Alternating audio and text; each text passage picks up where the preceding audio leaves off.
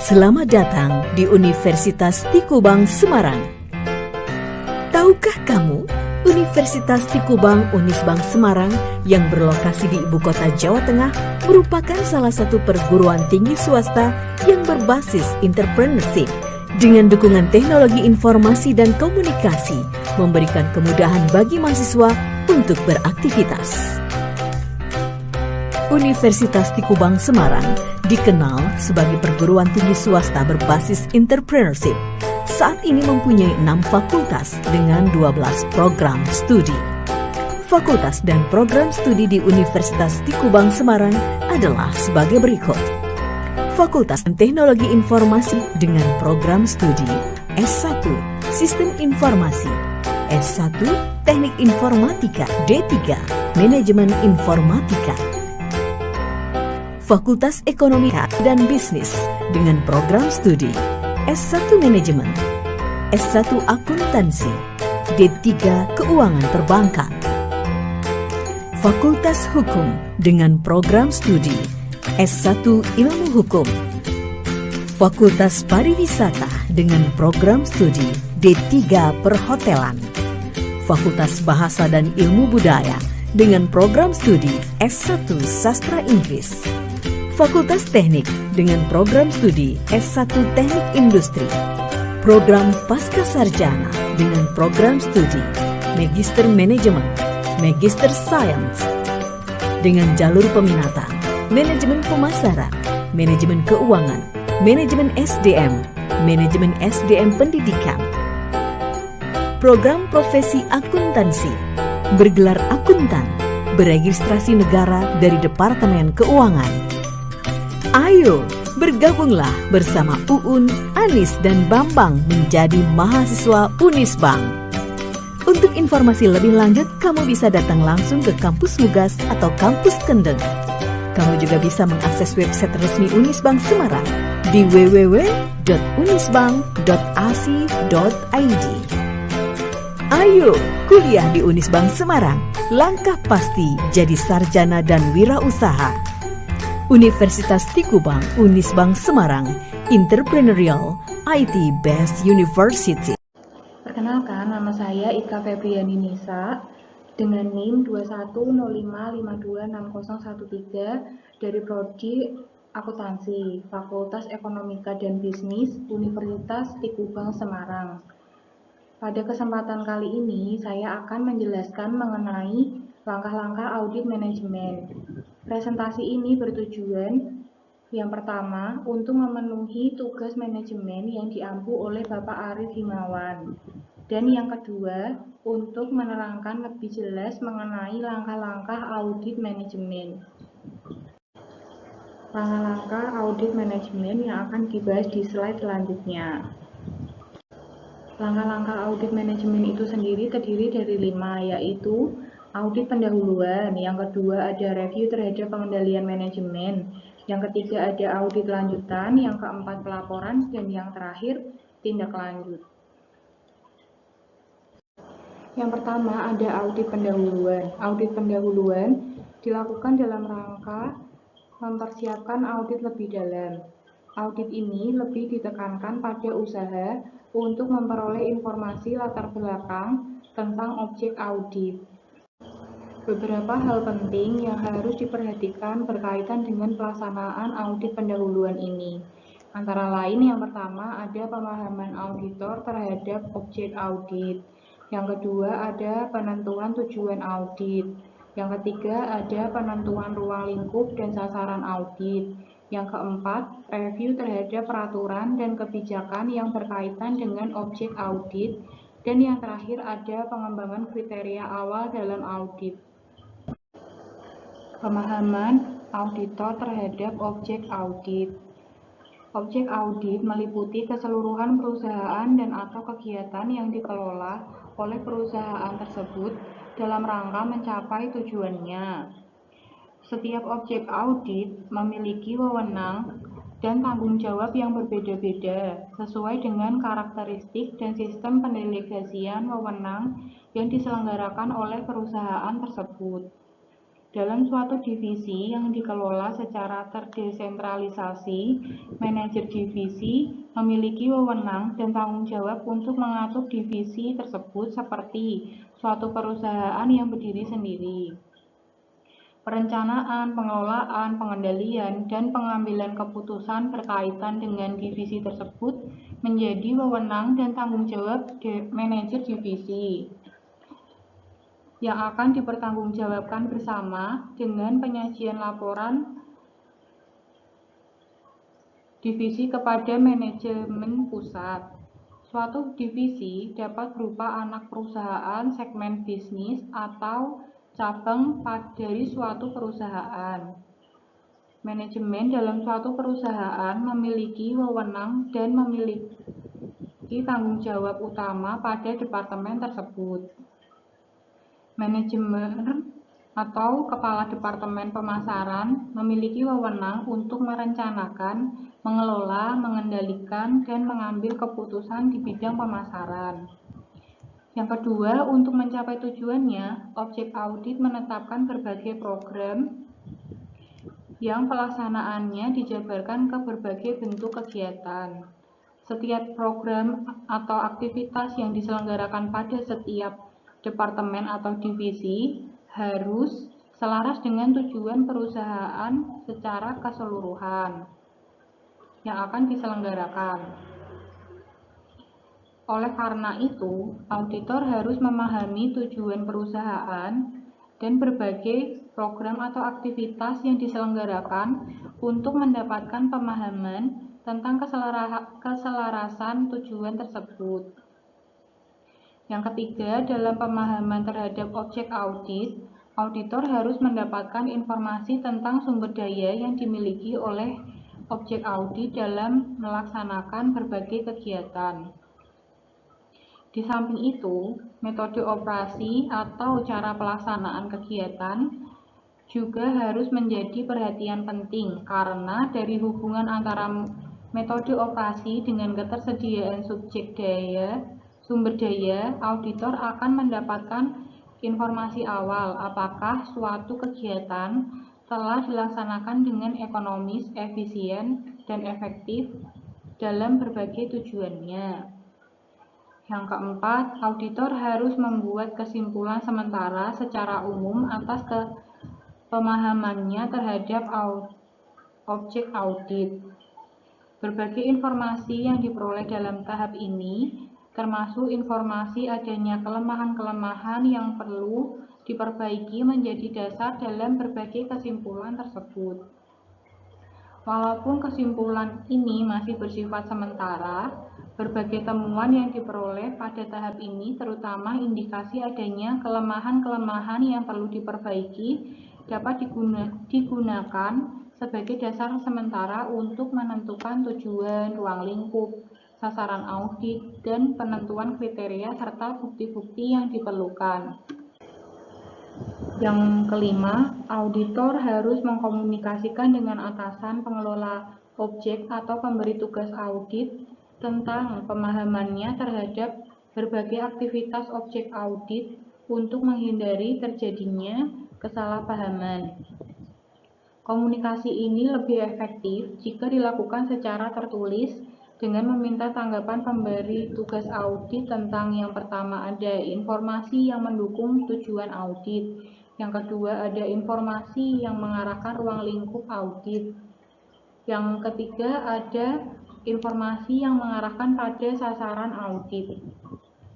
Yang poin terakhir, auditor harus mendapatkan tanggapan tentang kesimpulan umum yang telah diajukan untuk lebih memantapkan hasil kesimpulan auditor.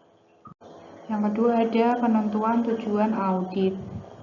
Auditor harus menentukan tujuan audit untuk semua audit manajemen yang dilakukan dalam rangka menyajikan kerangka kerja audit.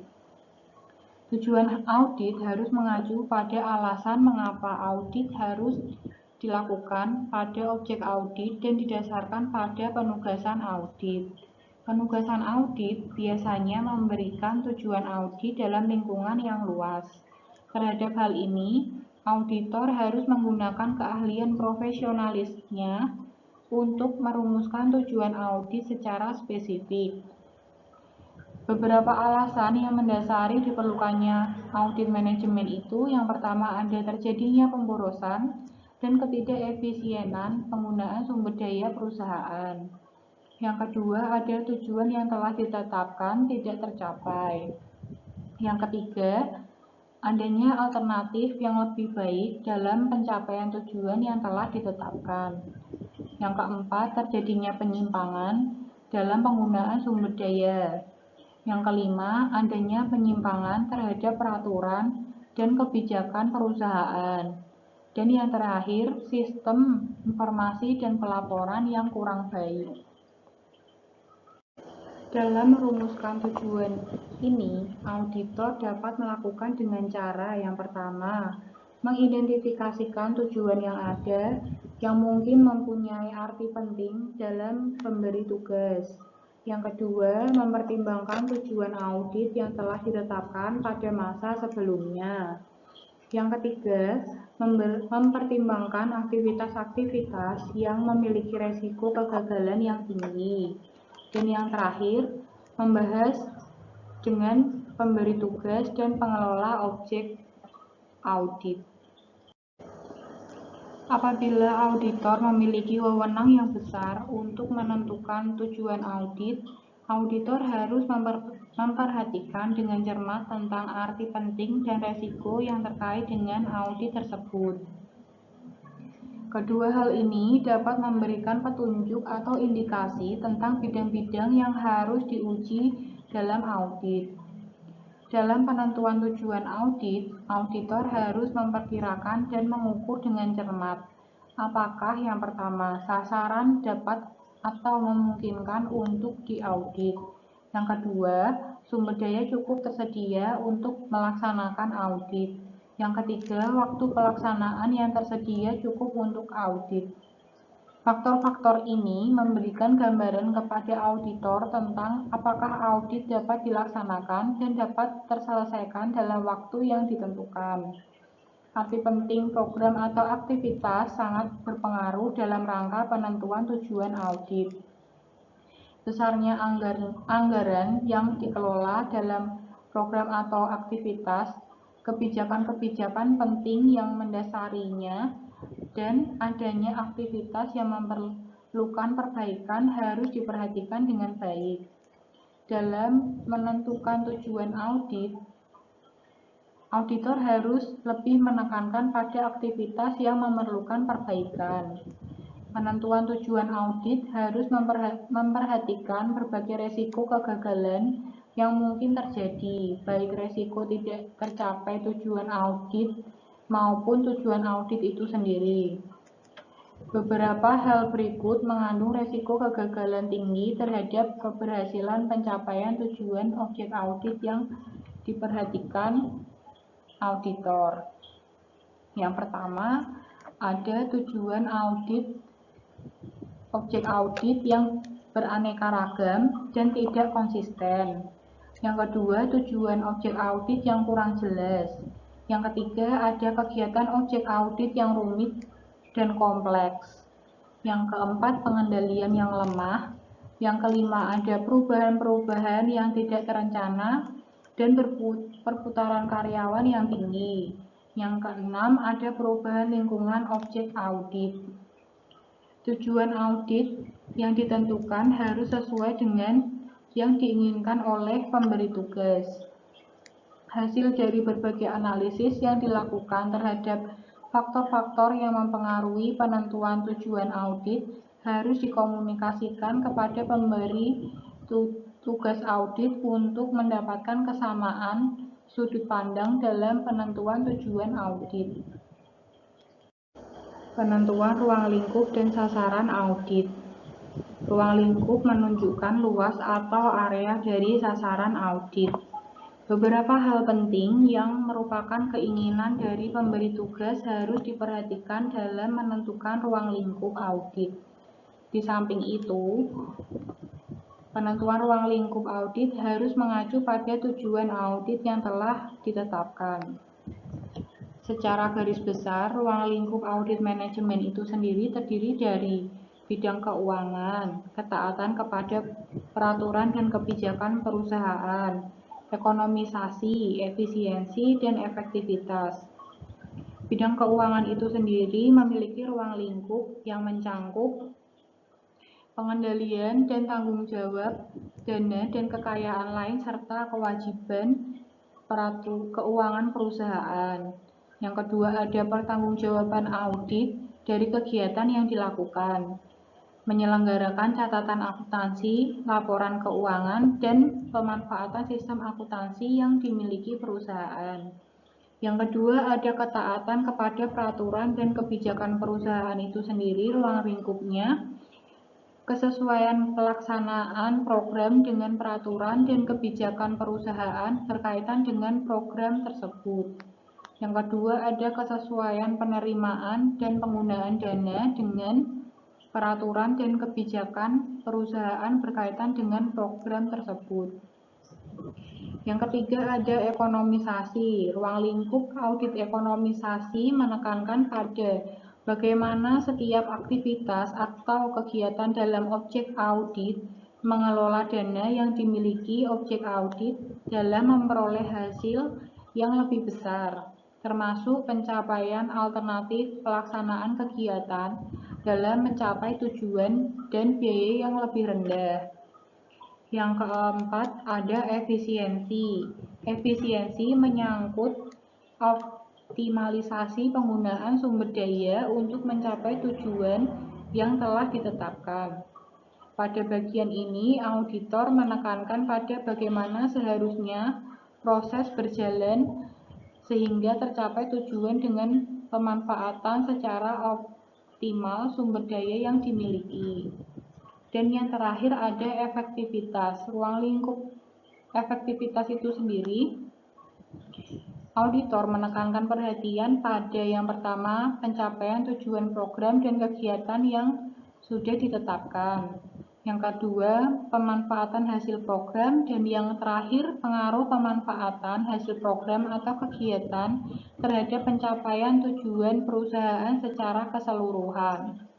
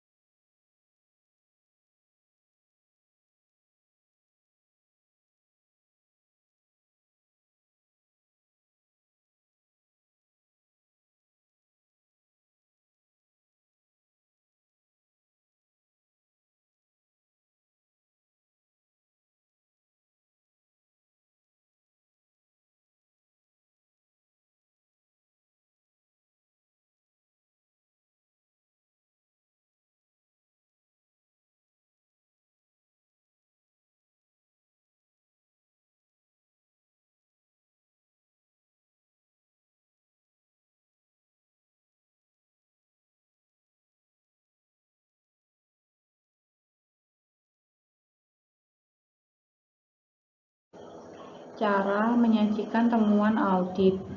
Temuan audit merupakan fakta atau data dan informasi yang ditemukan auditor dalam pelaksanaan auditnya. Penyajian temuan audit dapat dilakukan dalam bentuk kolom-kolom atau dapat juga disajikan dalam bentuk narasi dengan sistematika yang dimulai dari kondisi, kriteria, penyebab, dan akibat. Kondisi itu sendiri merupakan mendeskripsikan kondisi yang ditemukan pada objek pemeriksaan. Yang kedua, kondisi merupakan hasil aktual pelaksanaan program atau aktivitas pada objek yang diperiksa. Yang ketiga, ada kondisi bukan merupakan kesimpulan dari temuan. Yang keempat, sajikan kondisi seperti apa adanya pada saat ditemukan. Contohnya volume penjualan 500 unit per minggu. Yang kedua, ada kriteria, merupakan panduan setiap individu atau kelompok dalam melakukan aktivitasnya dan digunakan untuk menilai aktivitas atau hasil aktivitas dari individu atau kelompok pada objek pemeriksaan. Yang kedua, kriteria merupakan pedoman atau standar yang terukur. Yang ketiga, sajikan kriteria apa adanya seperti yang dirumuskan pada manual objek penelitian atau pemeriksaan. Contohnya, volume penjualan 1.200 per minggu, training sales 3 minggu, 2:1, 2 minggu pelatihan di kelas, dan 1 minggu pelatihan kerja di lapangan. Yang kedua, ada penyebab. Penyebab merupakan tindakan atau aktivitas aktual yang dilakukan oleh individu atau kelompok pada objek pemeriksaan. Penyebab merupakan penerapan dari kriteria yang telah ditentukan. Sajikan penyebab sebagai rekaman atau kejadian atau cara kerja dalam melaksanakan aktivitas. Contohnya, training sales 2 minggu in-house. Terus yang terakhir ada akibat. Akibat merupakan hasil pengukuran dan pembanding antara aktivitas individu atau kelompok dan kriteria yang telah ditetapkan terhadap aktivitas tersebut. Lakukan penilaian dan pengukuran terhadap pengaruh dari perbedaan antara pencapaian aktivitas dengan kriterianya. Contohnya, akibat dari tidak tercapainya volume penjualan, laba yang dicapai belum mampu memenuhi target. Penelaahan terhadap peraturan dan kebijakan yang berkaitan dengan objek audit. Setiap aktivitas dalam objek pemeriksaan diatur oleh seperangkat peraturan dan kebijakan. Untuk mendapatkan praktik terbaik, aturan dan kebijakan yang menjadi pedomannya haruslah juga yang terbaik dan tidak menyimpang dari aturan yang lebih tinggi. Sebelum menggunakannya sebagai kriteria untuk menilai, auditor harus menelaah terlebih dahulu aturan-aturan dan kebijakan tersebut. Penelaahan ini bertujuan untuk memperoleh informasi tentang peraturan-peraturan yang berhubungan dengan objek audit, baik bersifat umum maupun yang berhubungan khusus dengan berbagai aktivitas yang diselenggarakan oleh objek audit. Dengan penelaahan ini, auditor dapat memahami batas-batas wewenang objek audit dan berbagai program yang dilaksanakan dalam mencapai tujuannya. Peraturan dan kebijakan yang ditetapkan oleh objek audit dapat berupa adopsi terhadap peraturan pemerintah atau secara penuh dikembangkan ke dalam objek audit sebagai penjabaran strategi dalam meningkatkan kemampuan bersaing. Pengembangan kriteria awal dalam audit. Kriteria adalah norma atau standar yang merupakan pedoman bagi setiap individu maupun kelompok dalam melakukan aktivitasnya di dalam perusahaan. Kriteria ini akan digunakan untuk menilai pelaksanaan dan pengendalian berbagai aktivitas yang dilakukan dalam perusahaan. Oleh karena itu, begitu pentingnya peranan kriteria dalam audit manajemen. Audit harus yakin bahwa kriteria yang digunakan sudah tepat dalam menilai ekonomisasi, efisiensi, dan efektivitas berbagai program atau aktivitas di dalam perusahaan. Faktor yang mempengaruhi kriteria yang akan digunakan dalam audit antara lain yang pertama, ada tujuan dari kegiatan yang diaudit. Yang kedua, ada pendekatan audit. Yang ketiga, ada aktivitas tujuan audit. Selanjutnya, beberapa permasalahan yang harus diperhatikan oleh auditor berkaitan dengan kriteria, bahwa tidak semua objek pemeriksaan memiliki kriteria yang terdokumentasi, up-to-date, dan terukur. Terhadap permasalahan ini, auditor harus mampu mengembangkan kriteria awal yang bisa digunakan sebagai dasar dalam pelaksanaan audit. Oleh karena itu, audit juga berperan dengan pemilik atau pengelola objek yang diaudit. Maka kriteria awal yang harus dikembangkan oleh auditor harus dipahami dan disepakati oleh pihak audite.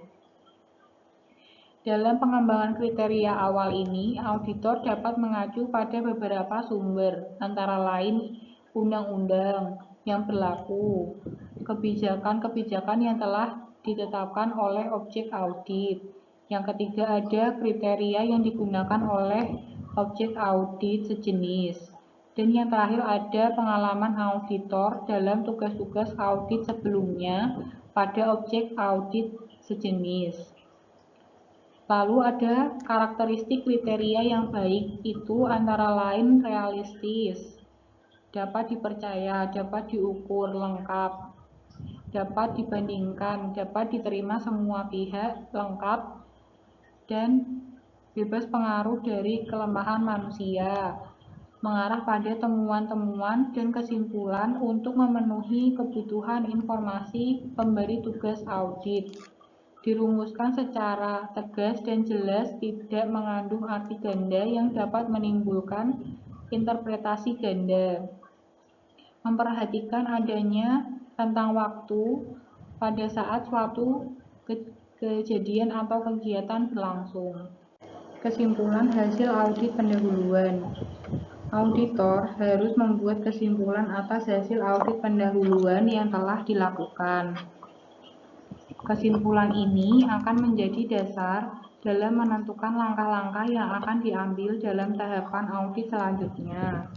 Auditor seharusnya sudah menetapkan tujuan audit walaupun masih sementara. Kesimpulan hasil audit pendahuluan memuat hal-hal sebagai berikut. Yang pertama itu ada daftar bidang atau kegiatan yang mengandung kelemahan yang akan dijadikan tujuan audit pada tahap audit selanjutnya. Yang kedua, alasan mengapa bidang atau kegiatan tersebut memerlukan audit manajemen. Yang ketiga, temuan-temuan sementara yang diperoleh berkaitan dengan bidang atau kegiatan yang termasuk dalam bidang atau kegiatan yang masih mengandung kelemahan berdasarkan kriteria yang telah ditetapkan. Yang keempat, rekomendasi sementara yang diajukan untuk memperbaiki kelemahan-kelemahan yang ada. Tindakan-tindakan perbaikan yang sudah dilakukan objek audit berdasarkan rekomendasi sementara yang diberikan audit selanjutnya. Dan yang terakhir, bukti-bukti yang perlu diperoleh pada audit selanjutnya berkaitan dengan tujuan audit sementara yang telah ditetapkan. Yang kedua, review terhadap pengendalian manajemen.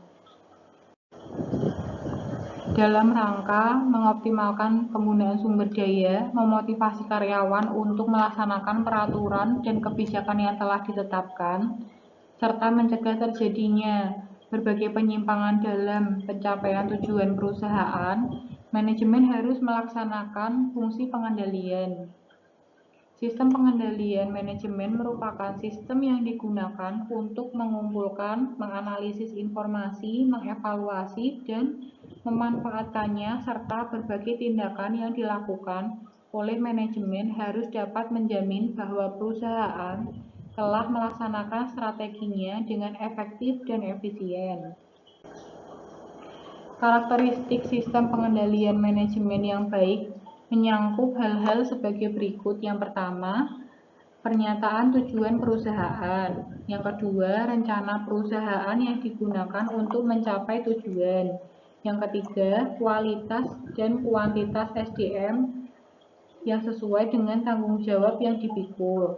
Yang keempat, sistem pembuatan kebijakan dan praktik yang sehat pada masing-masing unit organisasi.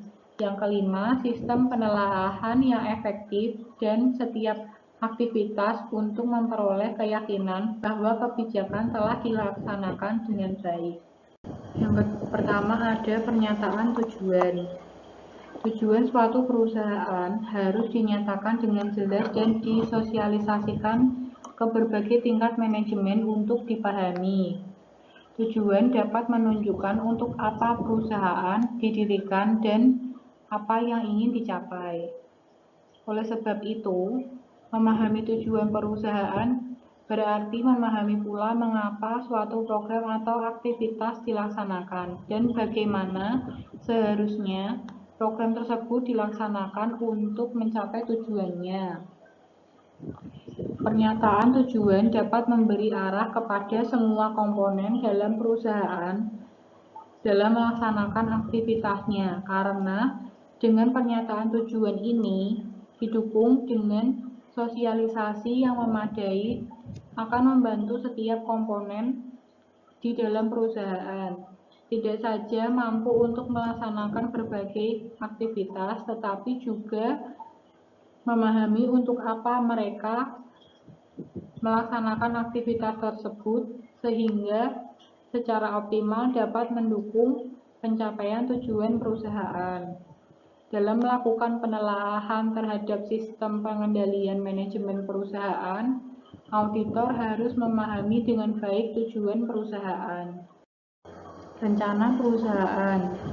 Rencana perusahaan merupakan rencana yang menjabarkan dari tujuan perusahaan.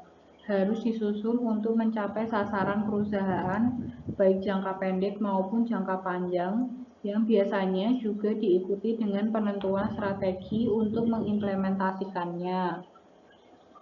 Dalam rangka mencapai sasaran perusahaan, rencana diimplementasikan dalam bentuk berbagai program atau aktivitas lengkap perusahaan. Rencana diimplementasikan dalam bentuk berbagai program atau aktivitas lengkap dengan anggaran yang ditetapkan untuk setiap program atau aktivitas tersebut.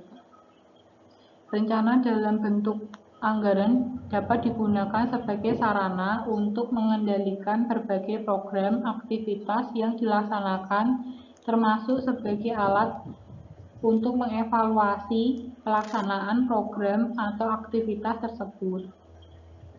Rencana biasanya disusun berdasarkan pencapaian terbaik perusahaan pada waktu sebelumnya untuk menentukan pencapaian terbaik berikutnya.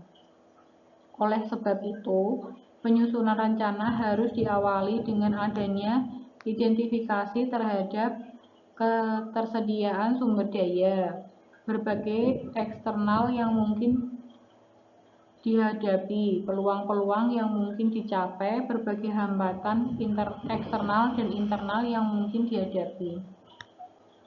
Tidak kalah pentingnya, selain realistis, rencana juga harus memuat tentang keinginan melakukan perbaikan secara terus-menerus atau continuous improvement. Kualitas dan kuantitas SDM yang memadai. Perencanaan yang telah ditetapkan oleh suatu perusahaan harus didukung oleh ketersediaan SDM yang memadai dalam merealisasikan rencana tersebut. Keberadaan SDM menjadi sangat penting karena semua wewenang dan tanggung jawab berhubungan dengan keberadaan sumber daya manusia tersebut. Kebutuhan SDM dalam perusahaan seharusnya lebih menekankan kepada kapasitas yang harus tersedia, dihubungkan dengan berbagai program atau aktivitas yang dilaksanakan dalam perusahaan. Kapasitas SDM yang harus tersedia dipengaruhi oleh dua hal penting, yaitu kualitas dan kuantitas. Jumlah karyawan yang banyak, tetapi tanpa kemampuan dan keterampilan yang sesuai dengan program atau aktivitas yang dilaksanakan akan menimbulkan pemborosan karena keberadaannya tidak akan mampu memberikan kontribusi kepada perusahaan.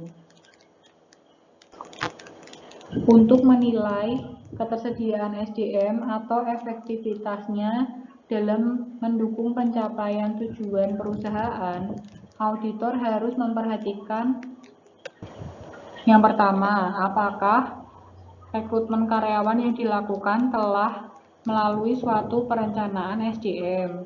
Yang kedua, apakah seleksi karyawan dilakukan telah sesuai dengan pedoman penerimaan karyawan yang telah ditetapkan oleh perusahaan. Yang ketiga, apakah karyawan yang diterima telah sesuai dengan kualifikasi bidang kerja atau jabatan yang akan diisi dan sesuai dengan kebutuhan pekerjaan yang ada pada perusahaan. Yang keempat, apakah spesifikasi dan deskripsi tersedia untuk masing-masing jabatan yang ada dalam perusahaan. Yang kelima, apakah keputusan penempatan karyawan telah melalui orientasi yang memadai dan sesuai dengan kecenderungan berprestasi karyawan tersebut. Yang keenam, apakah setiap pekerjaan telah dilengkapi dengan uraian kerja yang memadai.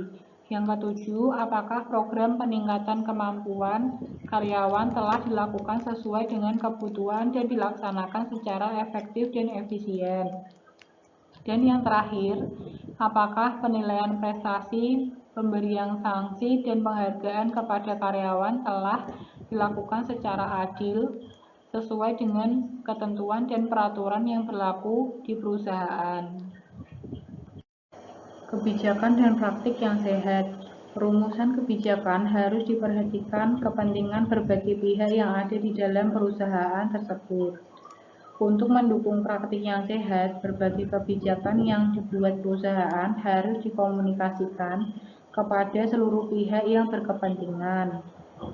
Seperangkat kebijakan biasanya dikomunikasikan dalam bentuk buku pedoman kebijakan, dan praktik-praktik yang sehat dikomunikasikan dalam bentuk buku pedoman prosedur operasional. Dalam menguji kebijakan yang dibuat oleh perusahaan, auditor harus memperhatikan hal-hal sebagai berikut. Yang pertama, apakah kebijakan dinyatakan dengan jelas dalam bentuk tertulis atau sistematik, serta dikomunikasikan kepada seluruh tingkat manajemen dan karyawan secara sistematik dan tepat waktu. Yang kedua, apakah kebijakan yang dibuat telah sesuai dengan peraturan dan perundang-undangan yang berlaku dan dilakukan peninjauan serta revisi yang berkala. Yang ketiga, apakah kebijakan yang dibuat telah mengakomodasikan kepentingan berbagai pihak dalam perusahaan dan secara tegas mengatur tentang hak dan kewajiban masing-masing pihak. Yang keempat, apakah kebijakan telah dibuat untuk melaksanakan kegiatan atau aktivitas secara hemat, efisien, dan efektif. Yang kelima, apakah ada kebijakan khusus bagi setiap perusahaan untuk mengendalikan manajemen yang relevan dengan pelaksanaan setiap kegiatan, termasuk sanksi-sanksi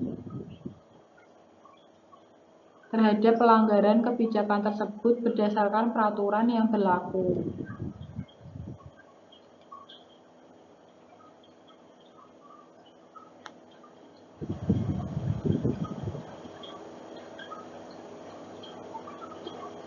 Sistem review yang efektif. Sistem review menyangkut bagaimana pihak-pihak yang berwenang melakukan review terhadap berbagai aktivitas atau kegiatan yang dilakukan. Hal ini merupakan suatu bentuk pengendalian terhadap proses yang berlangsung. Auditor harus melakukan audit terhadap semua rencana yang dibuat berkaitan dengan aktivitas yang akan dilakukan. Elemen sistem review lain yang harus ada dalam sistem pengendalian manajemen yang baik adalah adanya fungsi pelaporan internal dan fungsi audit internal.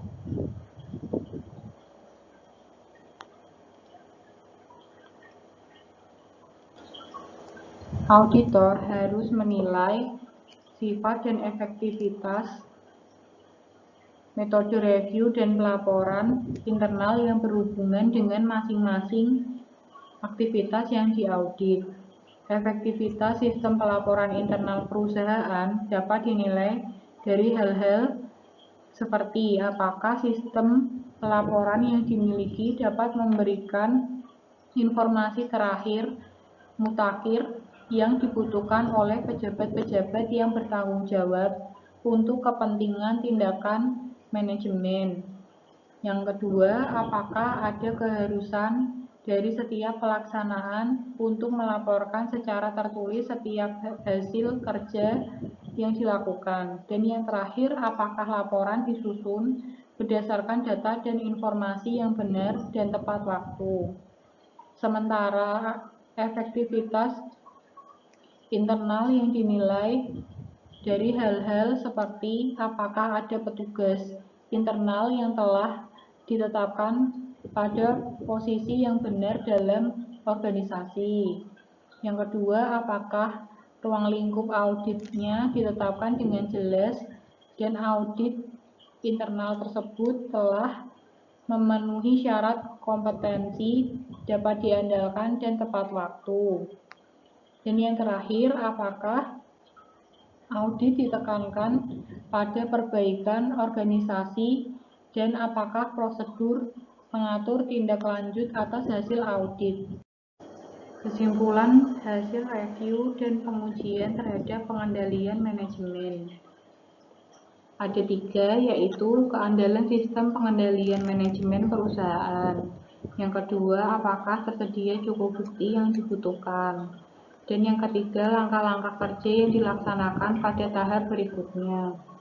Keandalan sistem pengendalian manajemen perusahaan dapat memandu operasional yang berlangsung pada perusahaan tersebut dan kemampuan dalam memenuhi kebutuhan, dokumentasi, pengukuran, dan penilaian terhadap aktivitas yang dilaksanakan.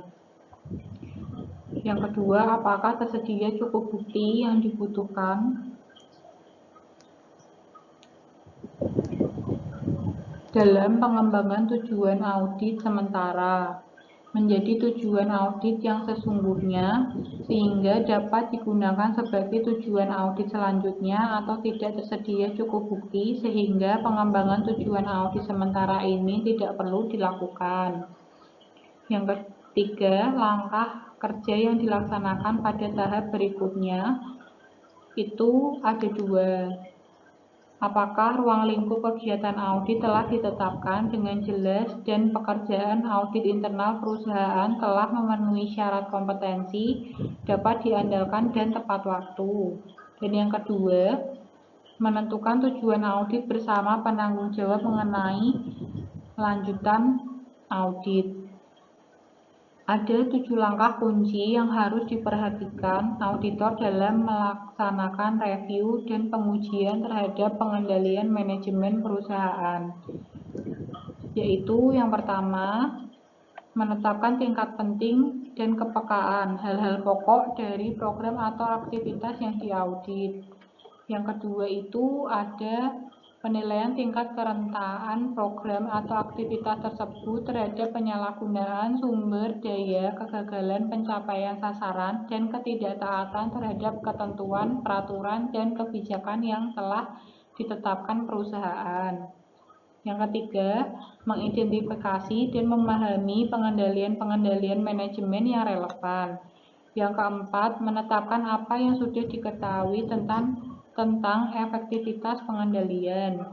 Yang kelima, menilai kecukupan desain pengendalian. Yang keenam, menetapkan melalui pengujian apakah pengendalian-pengendalian yang ada sudah cukup efektif. Dan yang terakhir, melaporkan hasil-hasil penilaian manajemen dan mendiskusikan tindakan-tindakan perbaikan yang diperlukan. Yang ketiga, ada audit lanjutan. Audit tahap ini bertujuan untuk memperoleh bukti yang cukup untuk mendukung tujuan audit yang sesungguhnya yang telah ditetapkan berdasarkan hasil review dan pengujian pengendalian manajemen. Pada tahap ini, auditor harus mampu mengungkapkan lebih lanjut dan menganalisis semua informasi yang berkaitan dengan tujuan audit, sehingga akhirnya dapat disusun suatu kesimpulan audit dan dibuat rekomendasi yang dapat diterima oleh objek audit. Langkah-langkah audit pada audit lanjutan. Ada 4 langkah. Yang pertama, mengumpulkan tambahan informasi dan latar belakang objek audit yang diperlukan. Yang kedua, memperoleh bukti-bukti yang relevan, material, dan komponen. Yang ketiga, membuat ringkasan atas bukti yang telah diperoleh dan mengelompokkannya ke dalam kelompok kriteria, penyebab, dan akibat. Dan yang terakhir, menyusun kesimpulan atas dasar ringkasan bukti yang telah diperoleh dan mengidentifikasi bahwa akibat yang ditimbulkan dari ketidaksesuaian antara kondisi dan kriteria cukup penting dan material. Kesimpulan ini merupakan pemantapan temuan hasil audit. Pengumpulan tambahan informasi latar belakang. Langkah ini menekankan pada usaha untuk mendapatkan data yang lebih lengkap dalam menganalisis aktivitas yang diaudit sebagai dasar pembuatan kesimpulan audit. Data yang dibutuhkan pada tahap ini juga mungkin diperoleh dari luar perusahaan yang memiliki relevansi dan kegiatan yang sedang diaudit. Misalnya, pada audit atas penetapan kompensasi untuk menilai keadilan dan kelayakan kompensasi yang ditetapkan perusahaan. Selain menggunakan data dari dalam perusahaan berkaitan dengan variabel-variabel yang diperhitungkan dalam kompensasi tersebut, auditor juga dapat menggunakan data dari pasar kerja untuk mendapatkan informasi tentang kelayakan kompensasi untuk bidang pekerjaan atau tingkat manajemen tertentu. Memperoleh bukti. Dari sudut pandang auditor, bukti adalah fakta dan informasi yang dapat digunakan sebagai dasar pembuatan kesimpulan audit. Bukti harus mempunyai hubungan dengan kriteria audit, yaitu objektif, relevan, dan bermakna. Dalam proses audit, auditor harus dapat menganalisis dan menentukan fakta dan informasi yang relevan, andal, dan berkaitan dengan tujuan audit. Tujuan dari perolehan audit ini adalah untuk menentukan bahwa kriteria atas kegiatan yang diaudit sesuai dengan dan dapat diterima sesuai dengan peraturan. Terdapat pelaksanaan dan yang menyimpang, baik tidak ditetapkan prosedur yang sudah ditetapkan untuk setiap program dan tidak dilakukan atau tidak dilakukannya pengendalian yang menyebabkan timbulnya akibat yang kurang menguntungkan bagi kegiatan yang diaudit. Yang ketiga, terdapat akibat yang cukup penting dan material yang terjadi perbedaan antara kondisi dan kriteria yang telah ditetapkan. Metode yang umum digunakan untuk memperoleh data. Yang pertama ada observasi, wawancara dan penggunaan kuesioner. Semua bukti yang diperoleh dalam audit harus memenuhi kriteria yaitu relevan, material, kompeten, dan cukup. Membuat ringkasan dan mengelompokkan bukti. Bukti-bukti yang telah diperoleh dalam audit kemudian diringkas dan dikelompokkan sesuai dengan elemen sasaran audit yang meliputi kriteria, penyebab, dan akibat sebagai berikut. Bukti-bukti yang masuk dalam kelompok kriteria adalah keseluruhan temuan audit yang berkaitan dengan norma atau standar yang ditetapkan perusahaan yang menjadi dasar bagi setiap komponen perusahaan dalam melakukan aktivitasnya. Yang kedua, sementara bukti-bukti yang termasuk dalam kelompok penyebab biasanya berupa berbagai tindakan penyimpangan atau tindakan positif yang dilakukan. Dan yang terakhir, bukti-bukti yang merupakan kelompok akibat adalah bukti-bukti yang biasanya ditemukan terlebih dahulu.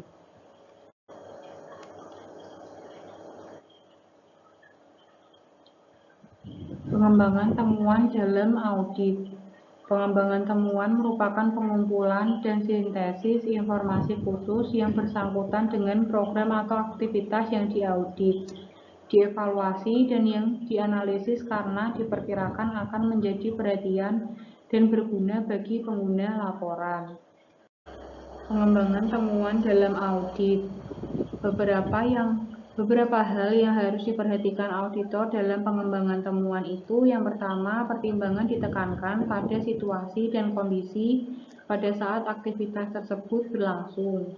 Yang kedua, pertimbangan atas kompleksibilitas dan besarnya sumber daya yang terlibat dalam aktivitas yang diaudit. Yang ketiga, auditor harus secara jujur dan objektif berdasarkan pertimbangan profesionalnya. Yang keempat, pengembangan temuan harus dilakukan secara luas dan teliti. Jika auditor menemukan adanya kelemahan atau kekurangan yang penting pada aktivitas yang diaudit, maka auditor harus segera menyusun rencana pengembangan semua objek yang berhubungan dengan aspek tersebut. Perubahan luas dan arah pengembangan temuan. Informasi yang diperoleh selama pengembangan temuan mungkin mengarahkan perlunya untuk melakukan perubahan arah atau tekanan terhadap audit yang telah direncanakan, atau perlu dilakukannya perluasan atau pengurangan terhadap ruang lingkup audit. Pengembangan temuan harus dilakukan terus selama temuan tersebut diyakini memberikan informasi yang mendukung keakuratan kesimpulan audit. Yang keempat, ada pelaporan. Bagian akhir dari proses audit manajemen adalah pelaporan hasil audit. Laporan. Ada dua cara penyajian laporan hasil audit manajemen, yaitu sebagai berikut. Yang pertama, cara menyajikan yang mengikuti arus informasi yang diperoleh selama tahapan-tahapan audit. Yang kedua, cara menyajikan yang mengikuti arus informasi yang menitikberatkan penyajian kepada kepentingan para pengguna laporan hasil audit ini. Laporan memuat kesimpulan audit tentang elemen-elemen atas tujuan audit dan rekomendasi yang diberikan untuk memperbaiki berbagai kekurangan yang terjadi, serta rencana tindak lanjut dalam mengaplikasikan rekomendasi tersebut. Yang kelima, ada tindak lanjut. Implementasi tindak lanjut atas rekomendasi yang diberikan auditor merupakan bentuk komitmen manajemen dalam meningkatkan proses dan kinerja perusahaan atas beberapa kelemahan atau kekurangan yang masih terjadi. Auditor tidak memiliki kewenangan memaksa dan menuntut manajemen untuk melaksanakan tindak lanjut sesuai dengan rekomendasi yang diberikan. Agar menarik dan dapat meningkatkan komitmen manajemen atas perbaikan proses dan kinerjanya, rekomendasi seharusnya merupakan hasil diskusi dan rumusan bersama antara manajemen dan auditor. Sekian presentasi dari saya. Apabila ada kesalahan, mohon maaf. Wassalamualaikum warahmatullahi wabarakatuh.